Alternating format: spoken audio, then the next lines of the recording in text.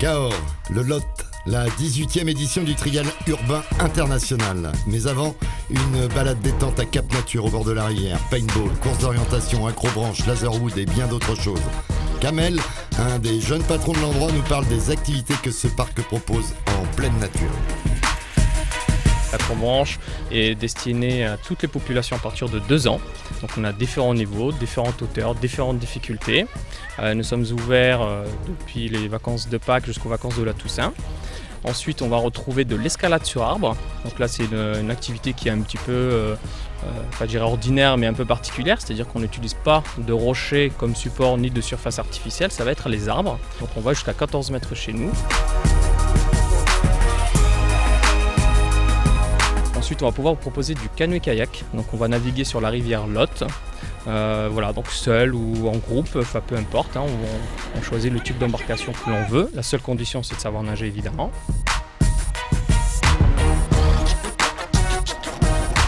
Dans d'anciens docks du bord du Lot, un nouvel espace jeune a été créé récemment.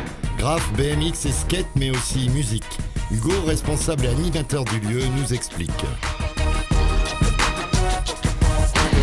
Il se passe ici beaucoup de choses en rapport avec la culture urbaine. Donc c'est avant tout un skatepark et tous les murs de ce skatepark en fait sont destinés à la pratique du graffiti, pratique légale du graffiti. C'est un peu une réponse à la recrudescence des tags sauvages. Depuis le début de l'année, il y a une partie SMAC, donc salle de musique actuelle, qui cohabite en fait avec le service ici et du coup avec l'activité déjà existante sur le site.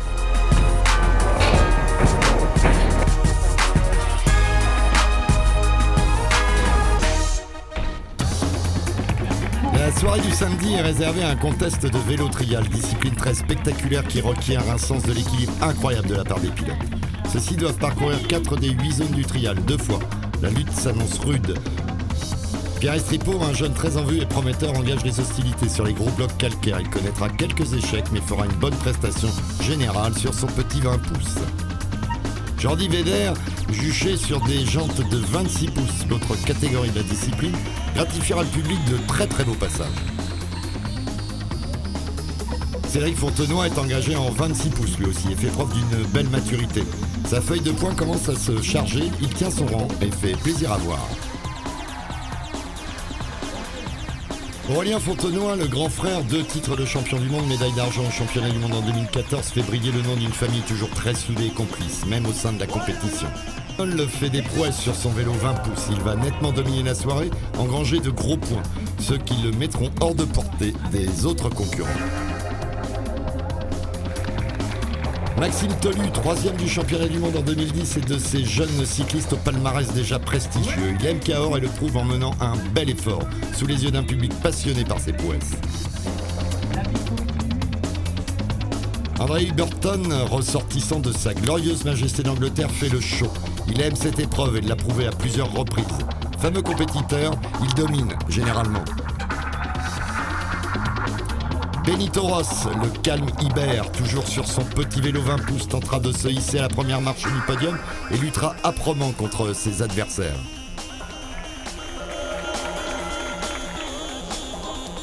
Kevin Bellet, le grand champion belge, est de la fête. Il fera étalage de sa supériorité sur les zones tout au long du contest pour la plus grande joie du public.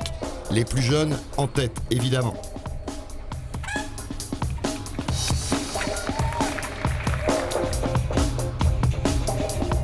Talonné par Aurélien Fontenoy, 2e, et André Burton sur la dernière marche, Mustiliès s'empare du podium avec la manière, le style et un tout petit sourire timide. La soirée vélo trial se termine. Quelques pilotes font le spectacle, bien aidés par le public, qui ne savait pas forcément à quoi s'attendre.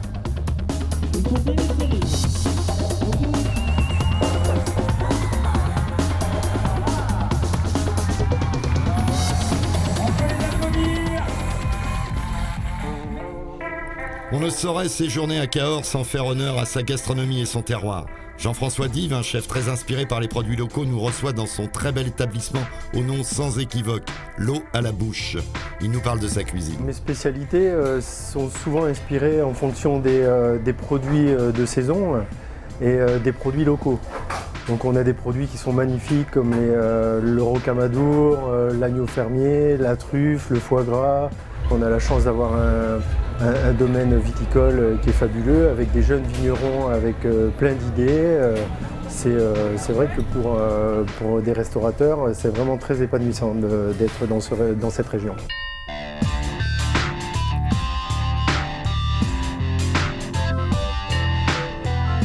La carte est rythmée au jour le jour en fonction du marché, parce que 2 fois par semaine, je vais faire le marché de Cahors. Aujourd'hui, on a reçu toutes des petites têtes noires, des champignons magnifiques qui sentent bon les sous-bois.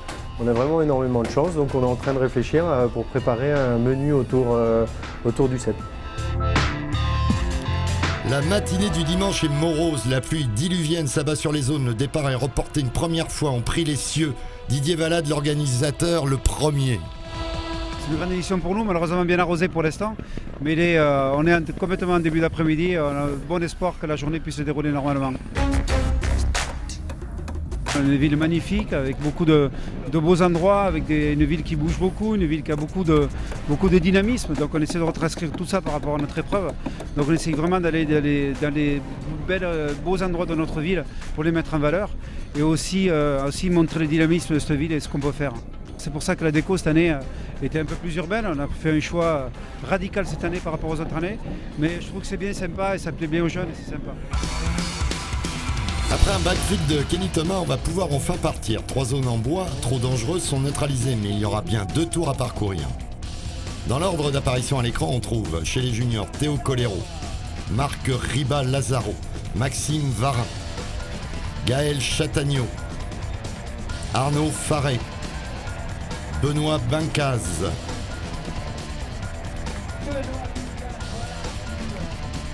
Miguel Gélabert, Quentin Karl de Kodemberg, Julien Perret et Nicolas Karim. Chez les World Pro, Eddie Carlson et Raime Busto pour la première fois à Cahors. Loris Gubian, Alex Ferrer, Chironi Farardo, Takaisha Fujinami, Albert Cabestani, Adam Raga et Tony Bou. Le gratin mondial est bien là, la pluie semble vouloir se calmer, on va pouvoir rouler. Merci à lui. Kevin Thomas va s'élancer le premier dans l'épreuve. Des dalles en béton étroites et glissantes l'attendent. Peu de points, mais il passe. Julien Perret, converti désormais au show de Trial, est tout de même venu ici. Local de l'étape, il fera honneur à la discipline et assurera un beau passage à 0 pénalité malgré les conditions très délicates. Théo Colero, pilote Scorpa bien parti sur cette zone, va connaître ses premiers déboires.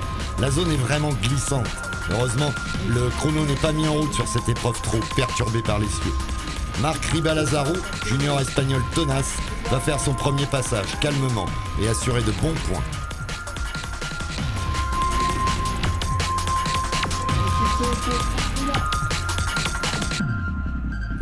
Nicolas Karim s'élance à son tour. Ça passe avec dans ses gestes une tension encore palpable.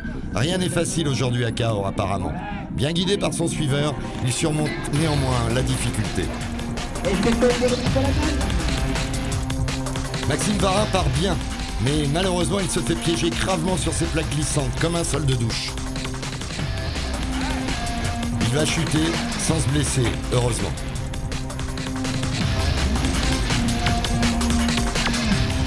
Arnaud Faré, très concentré, va faire un passage très honorable avec des choix judicieux. Pas trop de risques et des beaux points. Et en plus, il nous fait une très belle sortie. Chez les World Pro, le jeune Eddie Carlson, pour la première fois à Cahors, fait une prestation tendue. Il va lui falloir un peu de roulage pour pouvoir se lâcher. Mais ça va venir, on vous le promet.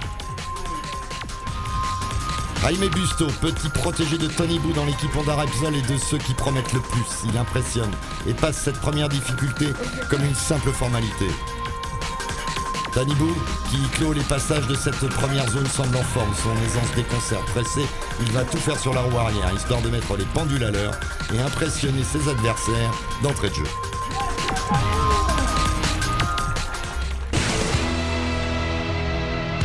On passe directement à la zone 4, les zones 2 et 3 ayant été neutralisées.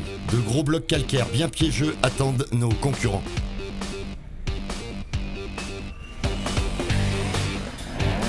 Gaël Chatagneau s'élance. Déterminé, il va passer les premières difficultés sans trop de peine et terminer sur de bonnes notes. Cette zone cassante est très sélective.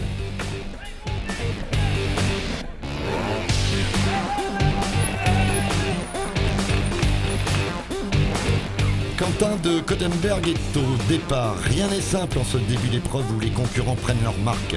Il fera un passage correct mais ne prendra pas les points des dernières portes à la suite d'une petite erreur.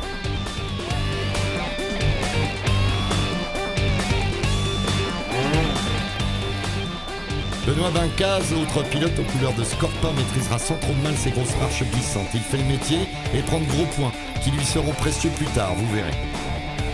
Miguel Gélabert, pas encore installé dans le rythme, va peiner sur cette zone. Il se rattrapera à d'autres moments. Loris Gubiane, champion français reconnu, va faire la leçon dans cette zone. Aisance, élégance ne lui permettront pas cependant d'éviter l'échec. Tout ça n'est pas très bon pour la suite des opérations. Alex Ferrer, notre champion du monde français, pilote Sherco, va faire exactement ce qu'il faut pour prendre des points sur cette zone vraiment pas facile. Au passage, il fait plaisir au public qui apprécie sa grande générosité.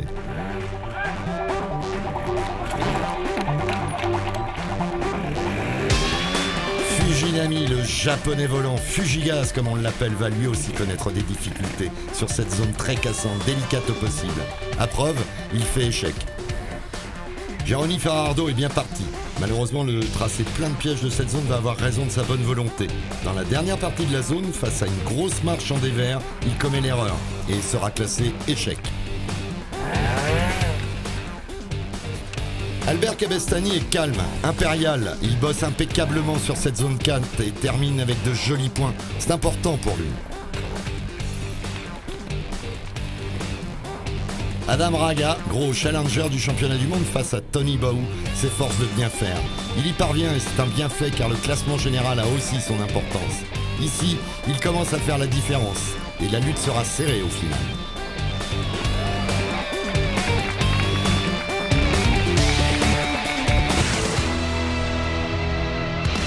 Tracée sur la fontaine Neptune en plein centre-ville, la zone 5 est des plus délicates. Kenny Thomas, dans les premiers à passer, va faire un bon début de zone et quelques erreurs enfin, au point de lourdement se pénaliser. Dommage. Mais ce qui se passe en fait, c'est que cette grosse marche dans l'eau est vraiment compliquée. Pour tous.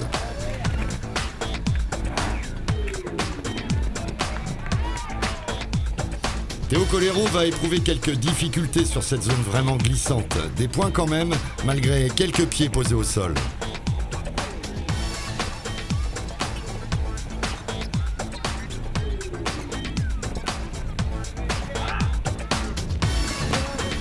Quentin Karl de Codenberg va faire un beau passage dans cette zone de la fontaine. Il grappille ainsi de précieux points sans trop entamer son capital énergie. La course est encore longue, il gère.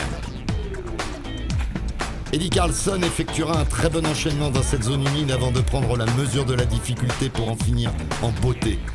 Ce jeune talent est impressionnant de maîtrise technique et de sang-froid.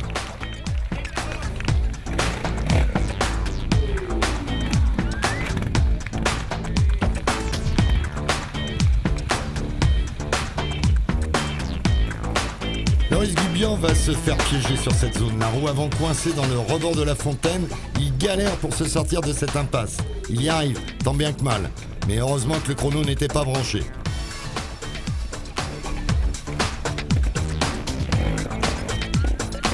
Julien Perret, qui effectue un assez bon premier tour, confirme sa grande forme dans cette zone qui en a ralenti plus d'un. Ses nouvelles occupations dans le trial spectacle l'ont bien aidé à progresser, apparemment. Jaime Busto va confirmer tout le bien qu'on pense de lui dans son dernier passage sur cette zone. Lui qui découvre cette épreuve ne semble pas du tout impressionné. Ce garçon risque de nous surprendre dans quelques années, voire très vite. Jérôme Farardo ici, c'est l'aisance et la facilité. Au-dessus du lot, il survole la zone et les débats. Il prend de gros points à chaque fois et se rapproche de la tête du classement. La zone 6, tout en calcaire, est tracée au bord du Lot, face au pont Valentré. Nicolas Karim y fait un joli passage et engrange de beaux points, encouragé par ce superbe décor et un public enthousiaste, on peut le croire.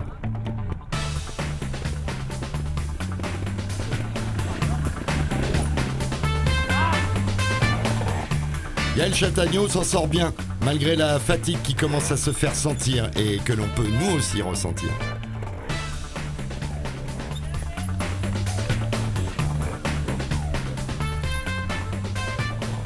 Benoît Bincaz fait le boulot, il assure, il tient son rang et ne se laisse pas impressionner. Les dernières zones sont dures et c'est pour tout le monde pareil. Alex Ferrer démarre la zone sous les plaisanteries de ses adversaires.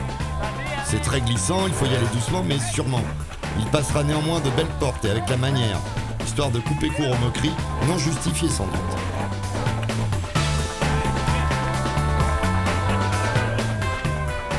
Fuji prend son tour, même s'il est habituellement détendu et souriant, on sent qu'en fin de parcours, chaque point compte. L'ambiance est donc plus studieuse pour ce passage en élégance et rapidité.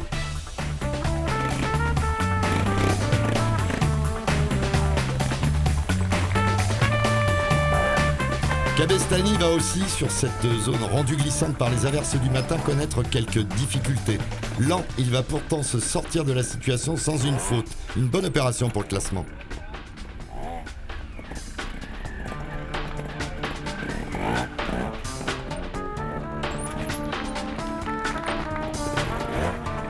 Adam Raga passe à peu près comme tous ses copains en zappant la porte à 10 points du début. Ensuite, ce ne sera qu'une formalité, une de plus pour ce champion, décidément en très grande forme.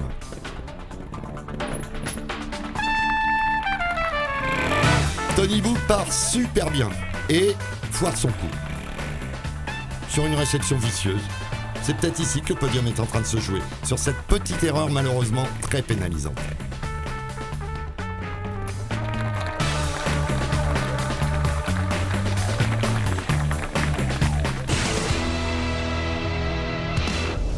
Sur la zone 7, installée sur des bus en béton, on sent une ambiance plus cool. La journée tire à sa fin, on se détend un peu.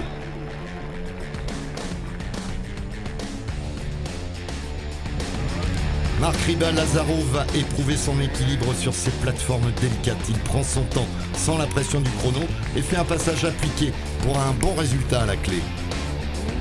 On y retrouve aussi Arnaud Farret, toujours très concentré, appliqué même. Son passage, sans grand spectacle, lui assurera de bons points. C'est ce qu'il lui faut, quoi qu'il arrive.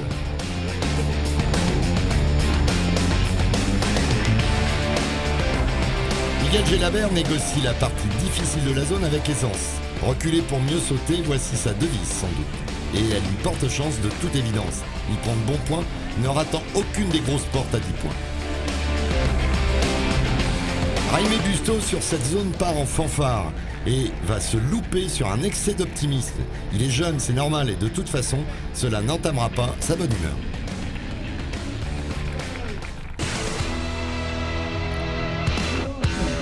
Le soleil ayant séché la zone de tronc d'arbre annulée le matin, les pilotes vont pouvoir tout de même l'affronter, après avoir pris de sérieux repères.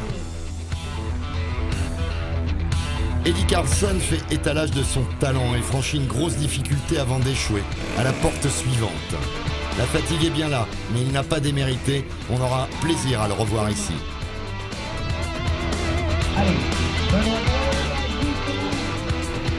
Jaime Busto, quant à lui, ne traînera pas. Il zappe la difficulté d'entrée et se lance sans complexe. Il est chaud, il le prouve, passant avec aisance cette dernière zone avec le sentiment du travail bien fait.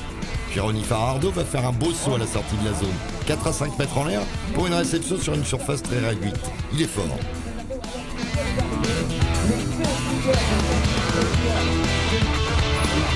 Albert Cabestany passe cet enchaînement avec facilité, on le sent pressé d'en finir et il terminera à une très belle place dans le top 5.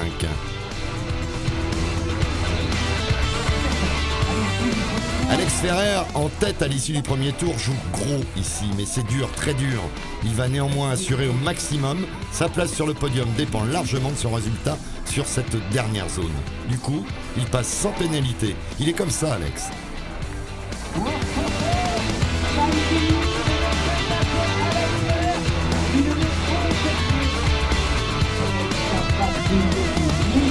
Fujinami ira tout doux au début de la zone pour mieux accélérer sa sortie et donner la leçon à tous ses copains.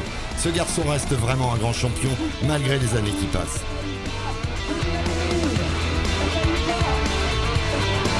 Adam Raga ne peut vraiment pas faire moins qu'un très beau passage. Il s'y emploie et marque les esprits par sa fluidité, son aisance. Il terminera sur un tour d'honneur en roue arrière. Tony Bou, la beauté à l'état pur, pas d'effort apparent, une certaine économie et juste l'application d'un champion hors norme.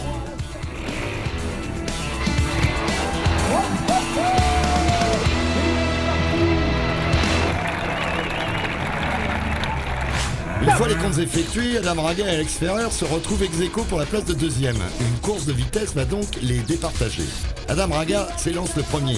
Il lui faudra à peine 11 secondes pour franchir la zone de sélection imposée par l'organisation. 3, 2, 1. Et quand Alex Ferrer s'engage, il sait qu'il faut qu'il soit meilleur que Raga. Là, il ne parviendra pas et il fera 15 secondes sur ce parcours. Il mérite de la place de deuxième, ce qui est très honorable, avouons-le, surtout après cette journée bien arrosée. On va donner les 3 premiers jours. Restez avec nous parce que juste après la remise des prix, il y aura encore un petit game. Le podium est l'occasion de retrouver chez les juniors Benoît Bincas, premier, suivi de Gaël Chatagno et Quentin Carle de Codambert. Miguel Gelabert et Arnaud Faré complètent le top 5. Chez les pilotes World Pro, Adam Raga sur la plus haute marche devance Alex Ferrer et Tony Bou, peu habitués à cette place en bronze. Cabestany et Fujinami complètent dans cet ordre le top 5. La remise des prix effectuée, le public a droit à son cadeau habituel, une course de vitesse juste pour le plaisir, tracée sur des blocs de béton, est à parcourir dans les deux sens et sous la surveillance d'un chrono pour les 3 pilotes du podium. La fatigue est bien présente et les difficultés sont sévères, mais le spectacle est là. En guise de revanche, sur cette journée en demi-teinte, Tony Bou remporte le challenge devant Raga et Ferrer. Champion un jour, champion toujours. Et c'est sur cette maxime que l'on vous dit à l'année prochaine pour un trial urbain à Cahors toujours aussi fantastique à vivre pour voir évoluer les plus beaux pilotes mondiaux.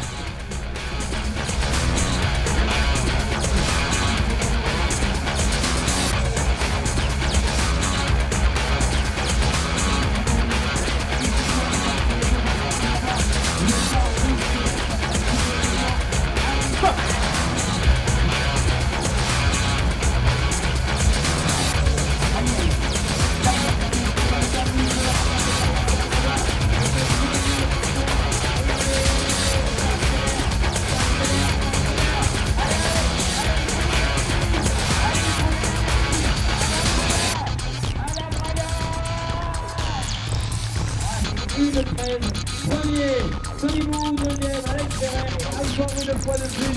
Bravo à vous le public d'avoir été aussi patient, d'avoir attendu autant de temps. Vous faites